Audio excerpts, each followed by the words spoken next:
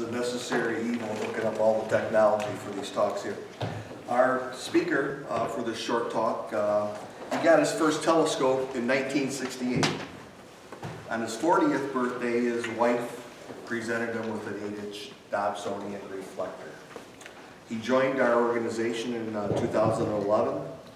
In 2012, along with his wife Connie, who was a middle school science teacher in the New Haven School District, they became volunteer NASA Jet Propulsion Laboratory solar system ambassadors. This year they both started and are operating an after-school club called the Endeavor Space Academy, which you can read all about in this month's WASP newspaper that the club puts out. His talk will be Rivers in the Sky, and I'd like to introduce our outreach chairperson doing the talk, Bob Trembley.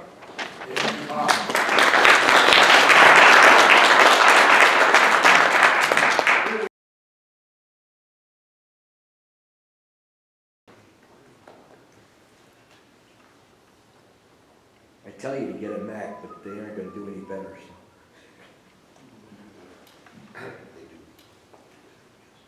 It's loading, our plan's loading.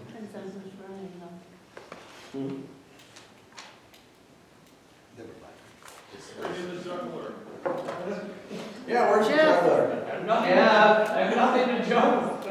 So about those lions. Diane, we could do the break and, Hey, then let's do that. talk. Don't get me started on the line. If you're having some technical issues, you can. I'm ready. That's the only trick I can do. Okay, All right, we go. can do it in 12?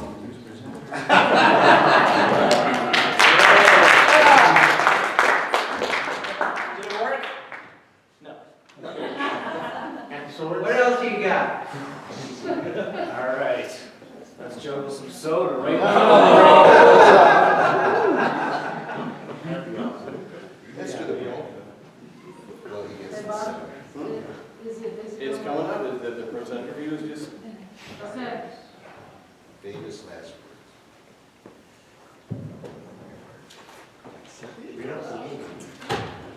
Just have to go right words. direction. What are you doing? This is a diagram of a permanent shadow and the crater of Sirius. Right, exactly. All right, why don't we do that? Okay. We will now take our 30-minute snack break. So please reconvene. Ah, never mind. Never mind? Sure. Not quite standard.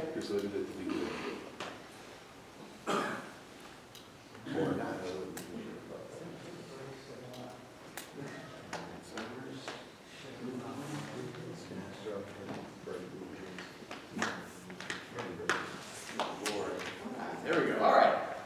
All right. All right, so I'm Bob Trembley. I've been an amateur astronomer since forever. And I'm the outreach officer of this fine organization and a volunteer NASA JPL Solar System Ambassador. So let's talk about comets. Sometimes you can see these things with the naked eye. I actually missed that one. But sometimes you need a telescope to see these things. And comets typically, for the most part, orbit the sun. And some of them are captured by Jupiter, but they have orbits sometimes within the orbit of Jupiter or sometimes way out past Neptune. So their orbits can be quite drastic. And sometimes they don't make it around the sun when they go around. This is a sun diver seen by the SOHO Space Telescope that's seen a lot of these things plowing into the sun.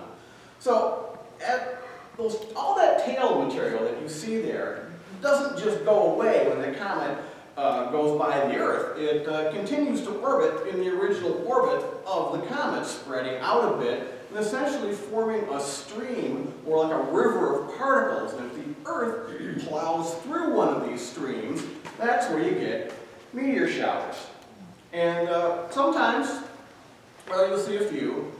Well, actually, let's go with this. What are comets? Okay, comets are, I love this definition, icy dirt balls. They're very weakly held together. They're mostly small talcum-sized powders, silicate, dust, and ices, that kind of stuff. And when they get near the inner solar system, they start heating up and start outgassing, and they form a coma, or a very tenuous atmosphere around the core of the comet. And sometimes they'll form two different tails. One will be a dust tail, one will be an ion trail, the dust tail will follow in the comet's orbit, and the ion shield will get pushed off by the solar wind. So again, these things, they form streams, and these are the types of images that I found on this, and I never really liked them. These are just awful representations of what it actually looked like. And until I found this last week. This is a website, and that's the website right there. It's got all of the major meteor showers, and it shows you what the stream looks like, and you can zoom around and see them. And this gives you a really good idea of, for instance, what happens with the stream. You'll see here, this would be the perihelion, and here you're seeing it from an angle. You can see the Earth, this is where it passes through it right here. So you see, this is why they only last for a couple of days, because it just passes through that stream. So this is the Perseids. That is the Geminids at the same scale. And I'll zoom in here. You can see there's some of these, depending on the shower. Some showers are really heavy, some showers are really light. Again, here's passing through the stream. This one is, what is that? Uranus. That is really impressive. Yeah, I love this. When I saw the aphelion spreading out like that, I mean, this is just beautiful. This is so much better. Now this is all thrown together, and this gives you an idea. There's just a lot of stuff out there, and there's a lot of these. They're essentially rivers of particles. So what is the time factor on this, Bob? What are we seeing? The date is on the top. We're going day, about that fast. So if we wanted to say, figure out what year the Leonids are going to be good again, we could use this program to see You it? could possibly, yeah.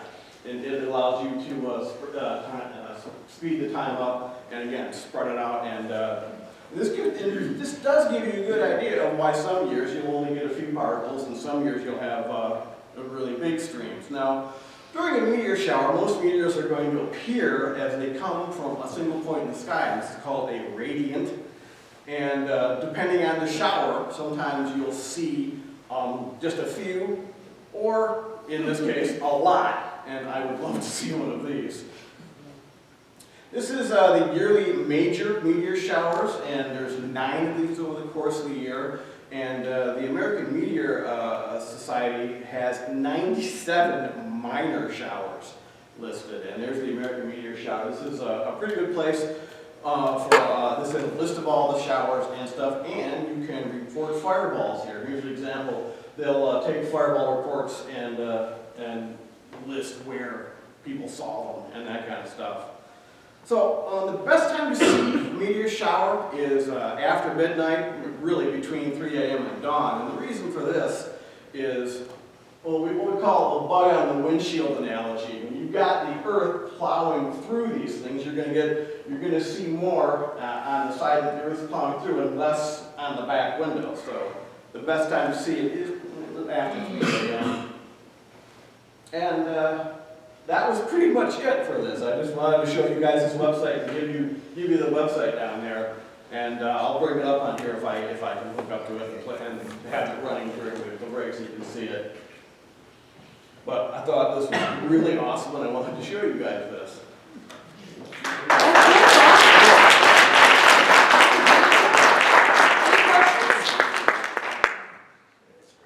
So now I'm going to hook up to that.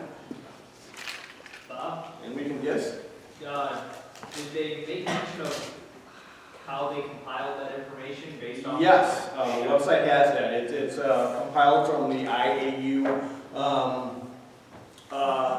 small body database browser, I believe. They've got the list of where it came from.